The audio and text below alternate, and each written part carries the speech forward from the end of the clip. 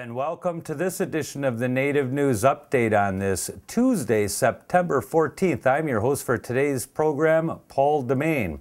Many of the stories right here can also be found at our website at IndianCountryNews.com or the videos at IndianCountryTV.com. And here's some material for the day from Indian Country. We're going to give you just a tidbit of an example of some of the native jigging at Indian Summer Festival, and those clips are beginning to go up as we talk.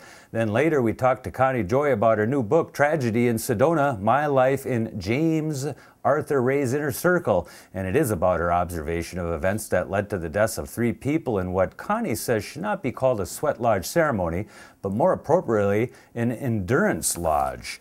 And today, this is our news. Coming up in Anchorage, Alaska on October 12th through the 14th is the 16th annual Alaska Tribal Conference on Environmental Management, a new decade of environmental leadership and excellence, and that is being held at the Hilton Anchorage Hotel. Conference objectives include providing opportunities for tribal organizations to meet and formulate solutions to the environmental challenges faced in rural Alaskan communities, for tribal members to be personally involved and meet and build relationships with state and federal agencies and with other tribal members. And you can get more information for registration on that at www.aicemak.com. We'll put that on the board for you to see. Now we're going to go to a bit of jigging at the Indian Summer Fest last weekend in Milwaukee, Wisconsin. Wave to your mom and dad. Wave. Are you ready?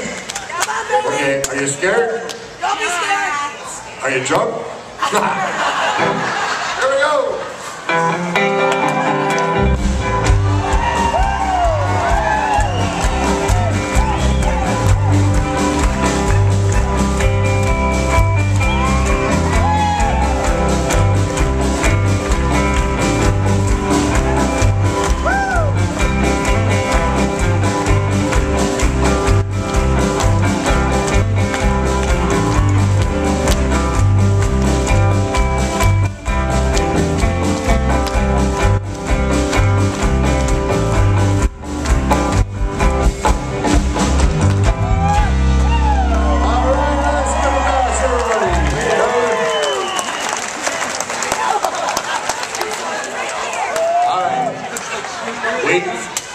You're gonna dance?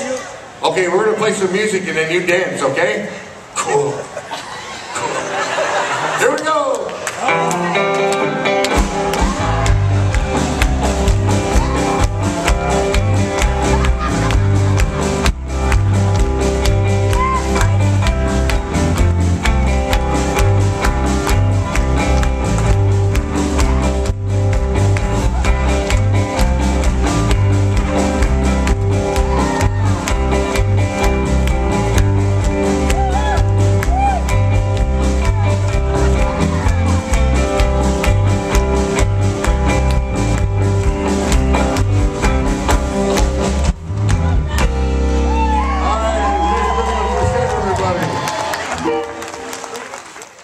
And finally, we have an interview with Connie Joy in her book, Tragedy in Sedona.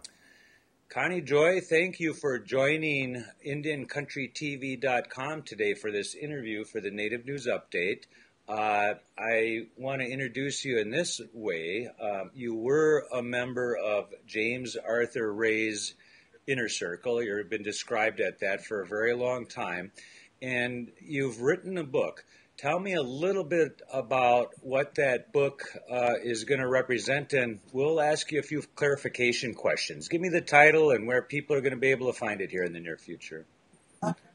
Well, Tragedy in Sedona, My Life in James Arthur Ray's Inner Circle, it's out there. You can order it on Amazon, or you can also go to our website, tragedyinsedona.com, and follow the links there to Barnes & Noble.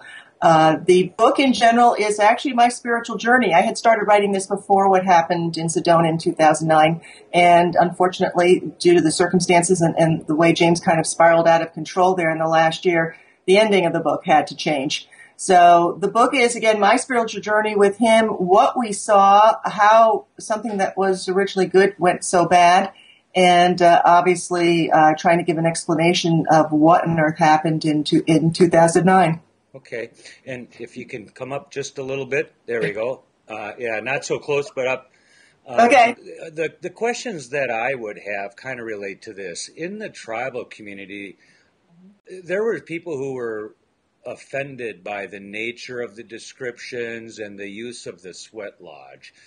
Are tribal people going to find this book of interest to explain them how what they see to be as quite a few non-natives migrating to this spiritual essence of this thing, is if that's what it was? And you tell me, what's the tribal angle on this that's going to bring Native people to that book?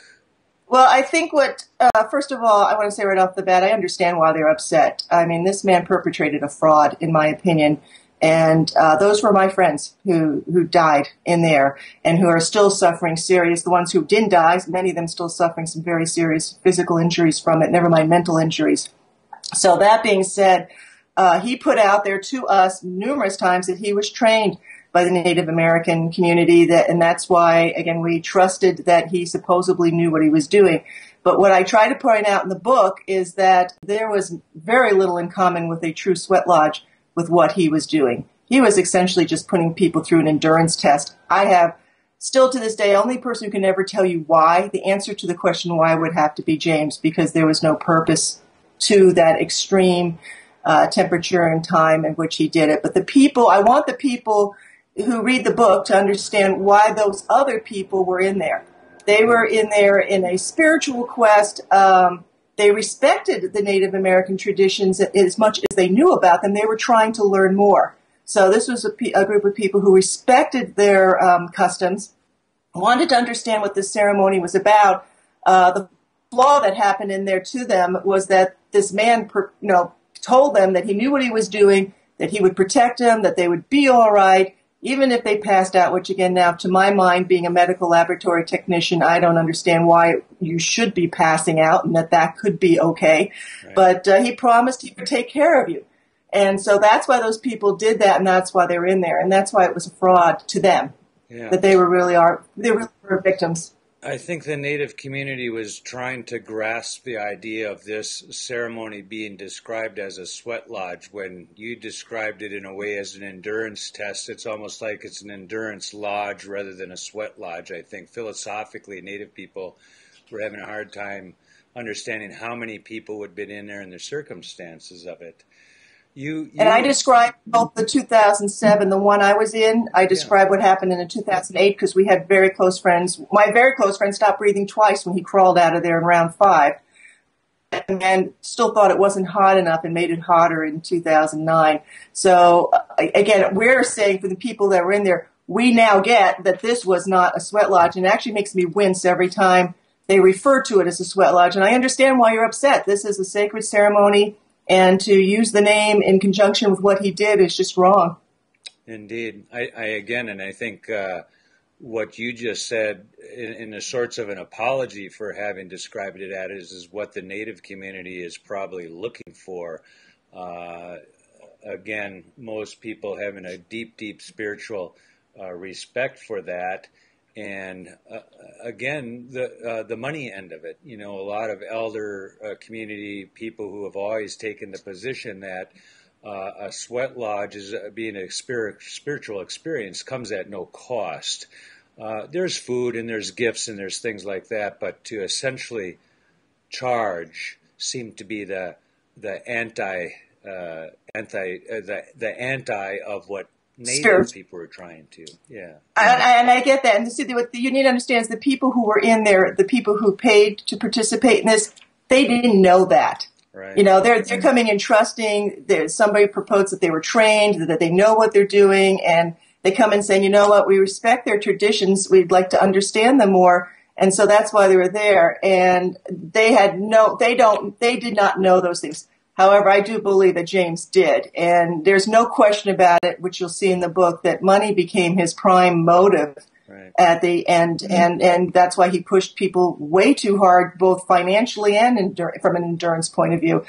We got in a very big fight with him in Peru just 2 months ahead of time because he was pushing people to climb a mountain above Machu Picchu, which is called Huayna Picchu, way too fast and too hard, and people die on that mountain. The Peru mountain climbing, that James Arthur Ray was really pushing people up there on a mountaintop that people have been killed on. You're saying that he didn't start out this way.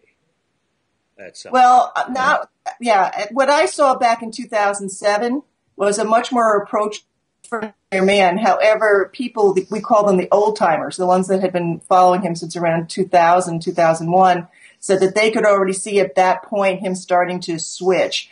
It seemed for us, we saw the big change happen when he showed up on Oprah and Larry King. He was on Oprah twice and Larry King. Then after that, he started to really believe his own press, that he was the rock star of the transformational movement. But over time, we found out that he had been misrepresenting his, let's just say, his credentials for a long time. And that did not come to light until after what happened in Sedona.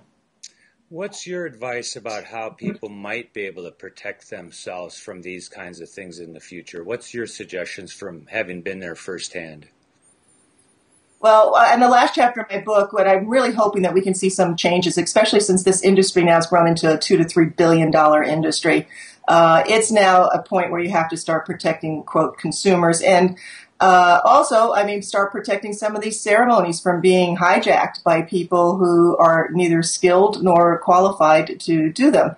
One of the things I asked for right at the beginning is that, you know, you're hiring these people to be your mentor, in which case, if you're spending a lot of money with them, you're hiring them for a job, they need to present you with a resume telling you exactly where. I mean, this man claimed he was trained by Native Americans. Well, then the question should be, we should be able to see who trained him, when, and call him up and say, hey, how do you feel about this guy's ability to lead us in a sweat lodge?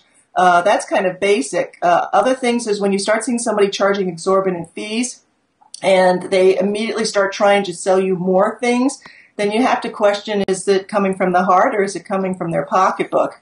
That's another basic thing. But I think very, very importantly, if somebody's going to lead you in a ceremony or some kind of activity, they need to be able to prove to you that they are skilled to do that. And if they're not willing to do that, then you need to walk away.